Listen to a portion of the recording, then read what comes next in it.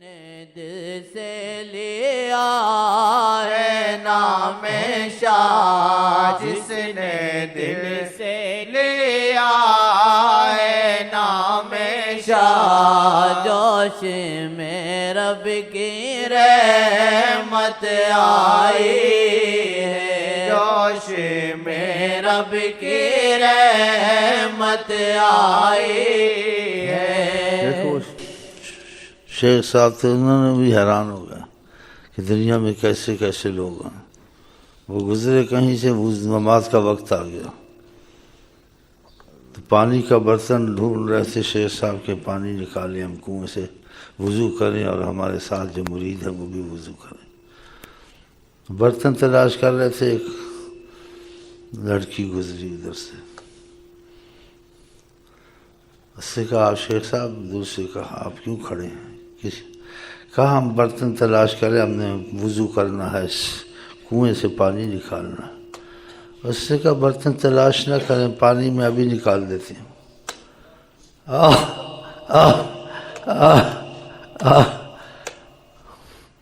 وہ کنویں کے قریب گئے، صلی اللہ پڑھ کے پھونکا، پانی جوش مار کے اوپر آ گیا۔ کہا کر لو وضو، پانی نکلتا رہے گا۔ دیکھا ایک بزرگ تھے کہ ان کے پیچھے لگا رہا کافی عرصہ کہ ان کی زبان میں شفا ہے، کہ اکثر لوگوں کو شفا ہوتی ہے۔ اس سے کہا میں یہ نکتہ ان سے سیکھ لوں، تو خوب خدمت کی۔ جب خوب خدمت کی، اس نے کہا اب یہ خوش ہو گئے ہوں گے۔ جب آدمی خوش ہو جاتا ہے کسی سے تو پھر وہ کچھ نہ کچھ اس پر کرم کرتا ہے۔ تو کافی عرصہ خدمت کے بعد سے کہا شیخ صاحب میں جاتا ہوں، میں نے آپ کی بہت خدمت کی اور خدا نے آپ کے زبان میں شفا رکھی ہے، لوگوں کو فائدہ ہوتا ہے، شفا ہوتی ہے۔ آپ یہ وظیفہ مجھ کو بھی سکھا دیں تاکہ میں بھی لوگوں کو فائدہ پہنچاؤں۔ کہا وظیفہ تو عام وظیفہ ہے، کوئی خاص چھپایا ہوا نہیں ہے، میں صلی اللہ بہت پڑھتا ہوں، یہ پڑھو بس۔ لیکن پڑھنے والوں میں فرق ہے نا، ایک محبت سے پڑھتا ہے، ایک کسی مصیبت کی وجہ سے پڑھتا ہے، یا بہت سی نیتیں ہوتی ہیں۔ تو یہ لوگ محبت کی وجہ سے پڑھتے تھے۔ اس لیے ایک بزرگ سے کہتے کہ کسی کا اس کی مرض نہیں جاتی ہے، کہا اس پر خدا کا کرم ہے، خدا رحمت کی طرح مجھے دیکھتا ہے، آقا بھی دیکھتے ہیں۔ تو تم روز آیا کرو، محبت سے دیکھ کے چلے جایا کرو، روز چکر لگا اور مجھے محبت سے دیکھو چلے جاؤ، انشاءاللہ ٹھیک ہو جاؤ گے۔ ٹھیک ہو گیا۔ بعضوں کی ایسی نیت ہوتی ہے میں جاؤں فلاں جگہ برکت کے لیے نماز پڑھوں۔ انسان کا عقیدہ بنتا ہے جب فائدہ ہوتا ہے باتوں سے، اس کو جب کوئی مصیبت آئے وہ جائے عقیدے سے نماز پڑھ کے اس کے پیچھے آ جائے، اس کا مسئلہ حل ہو جائے۔ تو خدا کی عبادت، خدا کا نام، نبی کا نام، اس کو نہیں چھوڑنا چاہیے۔ اس میں کسی کے لیے مخصوص نہیں، بزرگ یا کوئی بھی رہے تو اللہ تعالیٰ اس کو فائدہ دے دیتا ہے۔ لیکن جب نیت سچی ہو، دل سچا ہو، یہ معمولی چیزیں نہیں ہے۔ قرآن کا پڑھنا، درود شریف کا پڑھنا، نماز کا پڑھنا، اس میں بہت سی خیر و برکتیں گھر میں آتی ہیں۔ اولاد کو بھی عادت ڈالنی چاہیے۔ اب ہمارے ملک میں یہ مہنگائی، یہ مصیبتیں، یہ بد امنی، یہ ہر وقت تشویش، یہ سب اگر یہ دوسری چیزیں شروع کر دیں، اتنی نہ سیکورٹی کی ضرورت ہے، نہ فوج کی آپریشن کی ضرورت ہے، نہ دوسرے ملک میں جانے کی ضرورت ہے۔ جہاں ہوگے وہاں رحمت آ جائے گی، رزق بھی آ جائے گا، رحمت بھی آ جائے گا۔ دوسرے ملکوں میں بھاگتے ہیں، خوار ہوتے ہیں، اپنے ملک میں امن نہیں ہے، گھر میں جن بھوت تکلیف، جادو تکلیف جیسے، یہ سب خدا رسول کی عبادت اور رحمت کو چھوڑنے کی وجہ سے یہ مسائل پیدا ہو گئے ہیں۔ پبلک پریشان ہے، امن نہیں ہے، یہ نہیں۔ اس چیز میں لگ جائیں تو امن خدا دیتا ہے، خدا کی رحمت ہٹ جائے تو امن نہیں آتا ہے۔ تو خدا تعالیٰ کے نام کی برکت، نبی کی درود کی برکتوں سے امن آئے گا نا۔ اس میں تو یہ لگتے بھی نہیں ہیں، نہ لگاتے کسی کو۔ ہاں، یہ دوسرے طریقے سے ہوتے ہیں۔ پولیس کو نئے اختیار دیے گئے ہیں، نیا اسلحہ لائیں۔ وہ اپنی جگہ ہے، صحیح ہے، لیکن وہ اسلحہ کام نہیں دے گا، وہ اختیارات کام نہیں دیں گے۔ ہاں، اگر اس کے ساتھ تم دروشی اور چیزیں شروع کرو گے پھر اختیارات کام دیں گے، اسلحہ بھی کام دے گا، وسائل کرنے چاہیے۔ ہاں انسان علاج کراتا ہے، یہ کراتا ہے، ساتھ نماز دروشی دعائیں بھی ہونی چاہیے۔ وہ بہانہ بنتی دوائیں، شفا خدا سے آ جاتی ہے ایک معمولی دوا سے، تھوڑے سے خرچے سے، نہیں تو علاج ہی کراتے کراتے مر جاتا، پھر بگڑ گئی مرض، پھر بگڑ گئی۔ کہتے ہیں بخار بگڑ گیا، مرض بگڑ گئی، علاج ہو گئی، تو بگڑ گئی تو تم بھی تو بگڑ گئے ہو نا، تو یہ بھی بگڑ گئی ہے، بخار بھی بگڑ گیا، گردن توڑ بخار ہو گیا۔ آپ اسے مرنا تھا، کوئی کتابوں تمہیں تو نہیں آیا، تو پھر اپنے سے ڈاکٹر ایک نیا نام نکال لیتے ہیں مریض کو ڈرانے کے لیے، اس کو ٹائیفائڈ ہو گیا، اس کو گردن توڑ بخار ہو گیا، وہ اب جو مرضی کہہ لو۔ وہی تکلیف اللہ سے آتی ہے، کوئی مصیبتوں کی وجہ سے آتی ہے، یا امتحان بھی ہوتا ہے، وہ ہٹا بھی دیتا ہے، کہ خدا نے کہا یمسسک اللہ بضر فلا کاشف لہ الا ہو، تمہیں کوئی تکلیف ہے خدا کے سوا کوئی نہیں ہٹاتا ہے، لیکن تم کہو کہ ڈاکٹر ہٹاتا ہے، خدا کے سوا ہٹاتا، ہم جاتے شفا ہوتی ہے۔ اسی بات ہو کہ ڈاکٹر کے پاس ہے، ڈاکٹر کہتے ہیں شفا ہے ہی نہیں میرے پاس، جا بھائی میرے پاس علاج ختم ہو گیا۔ کئی آتے ہیں ہمارے پاس آتے ہیں، کہتے ڈاکٹر نے جواب دے دیا، جیسے کہتے اس کو ڈاکٹر نے جواب دے دیا، تو تم کہتے ڈاکٹر شفا دیتا ہے، اس نے جواب کیوں دے دیا؟ تو خدا نے تم کو بتانا تھا ڈاکٹر کے بعد بھی شفا ہمارے پاس سے جاتی ہے، تو تم کہتے ڈاکٹر شفا دیتا ہے، اب ڈاکٹر پیچھے ہٹ گیا۔ ہاں وہی کہہ رہا تھا سامان کہتے رشی پر کچھ کرم ہوگا، کرم ہو رہا تھا، بہانہ دوا کا تھا، لیکن شفا اللہ کے نام سے، نبی کے درود سے یہاں دعاؤں سے جا رہی تھی۔ اس نے یہاں بھی گڑبڑ کی، بے ادبی کی باتیں شروع کر دی، اور کب پرسوں ڈاکٹر کہتے ہیں 70% امید ہے، وہ ادھر سے رحمت جا رہی تھی کہ تم کو درود شریف سکھایا، تم کو دعائیں سکھائیں، اللہ کے آگے زاری سکھائی، اس نے الٹی سیدھی بات سمجھا ادھر سے ہو رہی، اور ڈاکٹر ہی سارے بھاگے، کہتے کہ مت کا نہیں پتہ چلتا کیا ہے، یہ ہے وہ 70 کی 1% بھی گئی، اور ڈاکٹر ہی بھاگ گئے۔ یہ ڈاکٹر روس سے آیا، روس سے آیا کہیں سے آیا، شفا اللہ کے ہاتھ میں، کہ روس سے اس کے ہاتھ میں شفا ہے، خدا کے ہاتھ میں شفا نہیں ہے۔ خدا نے کہا کوئی ہٹا ہی نہیں سکتا، خدا نے کہا ہے، وہ مسلمان ہو کافر ہو، شفا اللہ کے ہاتھ میں۔ رزق مسلمان کو ملتا، کافر سے ملتا خدا سے ہی ہے، لوگوں سے نہیں ملتا، ہاں شرک سے نہیں ملتا۔ تو یہ چیزیں جو غلط فہمی ہوتی ہے، پھر جب اللہ بند کرتا ہے غلط فہمی نکل جاتی ہے۔ ڈاکٹر سے شفا ہوتی ہے، اب ڈاکٹر کہتا ہے تیرا علاج نہیں ہے، مجھے سمجھ میں نہیں آتا، اب کیا کہ شفا اللہ سے ہوتی ہے۔ تو پہلے ہی کہہ دیتا ڈاکٹر وسیلہ اللہ ہی سے ہوتی ہے، تو اللہ کو پیچھے کر دیا، ڈاکٹر کو آگے کر دیا۔ تو اللہ تعالیٰ ایسی غلط فہمیوں سے بھی بچائے۔ ہاں ایسی غلط فہمی جو سی انسان کو نقصان میں ڈالتی ہیں، دین میں بھی، دنیا میں بھی، آخرت میں، اس کا ایمان مضبوط نہیں رہتا ہے۔ اللہ ایسے ایک ڈاکٹر تھا ادھر سے ریاض میں، اس کا بڑا برنی نام رکھا ہوا تھا، تو کوئی مریض تھا، میں ادھر دوا سننا تھا، ہم بھی چلے گئے ہسپتال دوا کرنے، تو ایک مریض تھا، اس سے کہ مجھے بہت تکلیف ہے، میں کہ دوا بھی کرو کچھ، میں دم بھی کر دیتا ہوں۔ اوپر سے ڈاکٹر صاحب آ گئے، یہ کیا کر رہے ہیں آپ؟ میں نے کہا بیمار ہے، اس کو کوئی پھونک شوک مار رہا ہوں۔ بولتے پھونک شوک سے کام نہیں چلے گا، ہاں یہ مرض ہے، اس کا علاج ہے، اس سے کچھ نہیں ہوتا۔ تو میں نے کہا میں آپ سے گستاخی تو نہیں کرنا چاہتا ہوں، ایسے ہی کوئی بزرگ گیا تھا کسی کو دم کرنے، اس نے کہا اس پڑھنے پڑھانے سے کچھ نہیں ہوتا، یہ کیا اللہ کی کلام ہے۔ کہتے ٹھیک ہے، لیکن ہم تو دوائیوں سے ٹھیک کرتے ہیں، اللہ کے کلام سے کچھ نہیں۔ اس نے کچھ تیز بات اس کو بولی، ڈاکٹر کو آگ لگ گئی، اتنا تیز بولا، اور جیسے کہتے آگ بگولا ہو گیا۔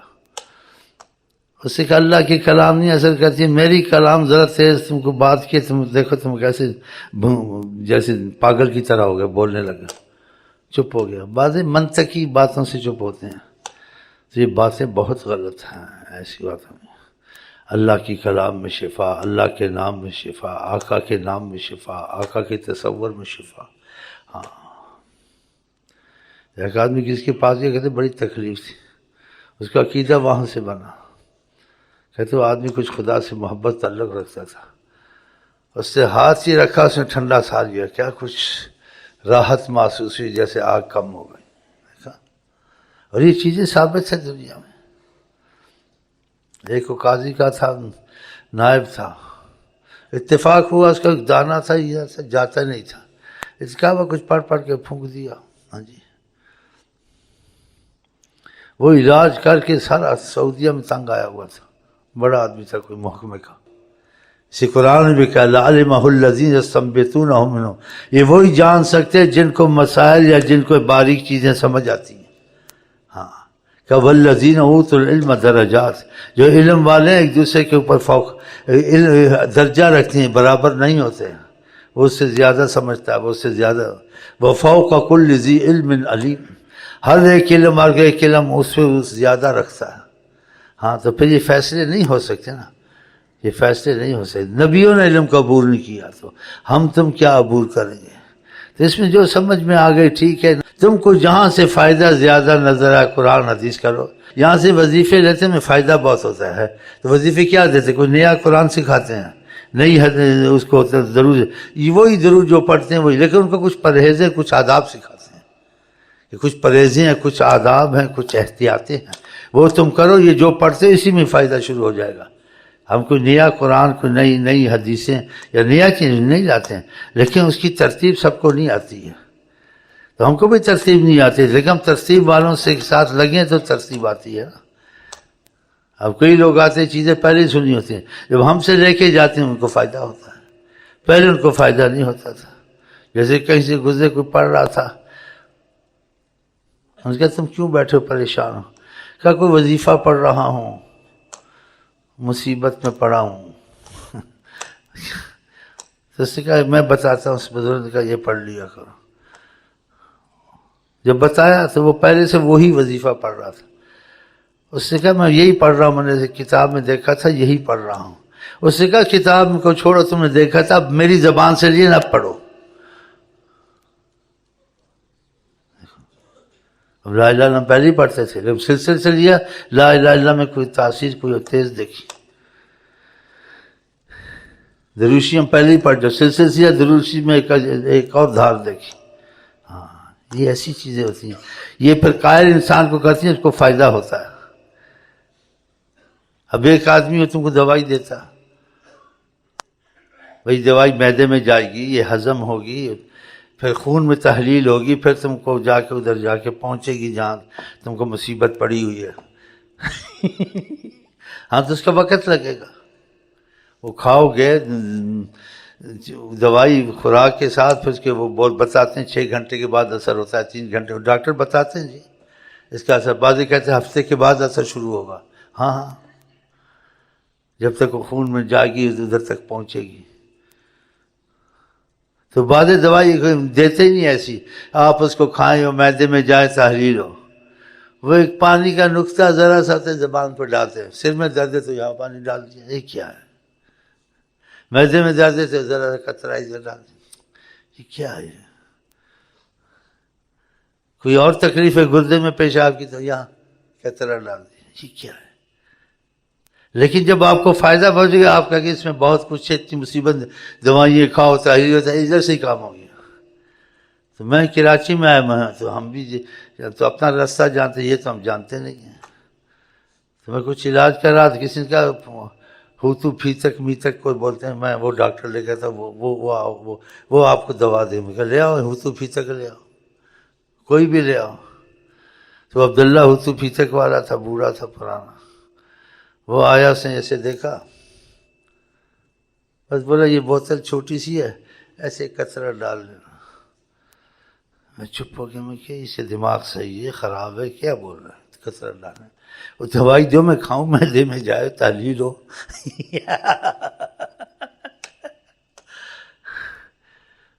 میں نے کہا اس کے اوپر پانی پیوں، کوئی اور چیز ادھر ختم ہو جائے، تو معدے میں تو گئی نہیں، اب کیا ہو اس کے کیسے کروں؟ یہ آپ بولتے ادھر ہی ڈالو. بولا معدے میں جانے کی ضرورت نہیں ہے. مجھے یقین تو نہیں ہے، میں کہتا تجربہ ہی کرو، پتہ نہیں اس کے دماغ خراب ہے یا کسی پاگل کو لے آیا. واقعہ جی ایمان سے میں 1-2 دن ڈالا، میں ٹھیک ہو گیا. میں حیران ہو گیا. تو مطلب تجربے کے بعد یقین آیا. ایسے کوئی کہتے کسی زبان سے نہیں ہے جو کہہ کہ ہم خود بھی پڑھتے ہیں، ایسی پڑھو، لیکن جب لوگ فرق دیکھو گے پھر تم کہو گے ہاں صحیح کہتا ہے۔ تو اس سلسلے کی چیزیں آقا کی زبان سے ان کی زبان میں آتی ہیں تو اس کا اثر آتا ہے آقا سے ان کی زبان میں، ان کا تعلق ہوتا ہے حضرت محمد مصطفیٰ سے۔